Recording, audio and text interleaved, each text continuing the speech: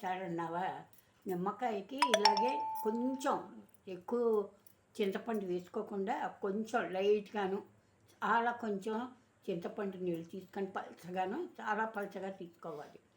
అందులో కూడా ఈ సారిపొడి కొంచెం వేసి, ధనియాల పొడి వేసి, జీలకర్ర పొడి వేసి, పచ్చి ఇంగువ వేసి, కరివేపాకు, కొత్తిమీర ఇవన్నీ వేసి బాగా మరిగించాలి.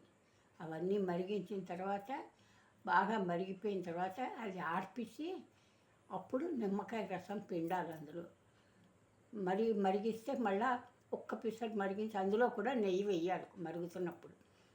ఆర్పేసి నిమ్మకాయ రసం పిండాలి. ఆ రసం వేసిన తర్వాత మరి కొంచెం ఎక్కువసేపు మరిగించకుండా కొంచెం మరిగించి తాలింపు పెట్టడమే. ఆవాలు, జీలకర్ర, కరివేపాకు, ఇంగువ పోపు పెట్టి, పచ్చి ఇంగువ వేసినా అందులో సారులో పర్వాలేదు, పోపు పెట్టినా పర్వాలేదు. ఇది నిమ్మకాయ చారు.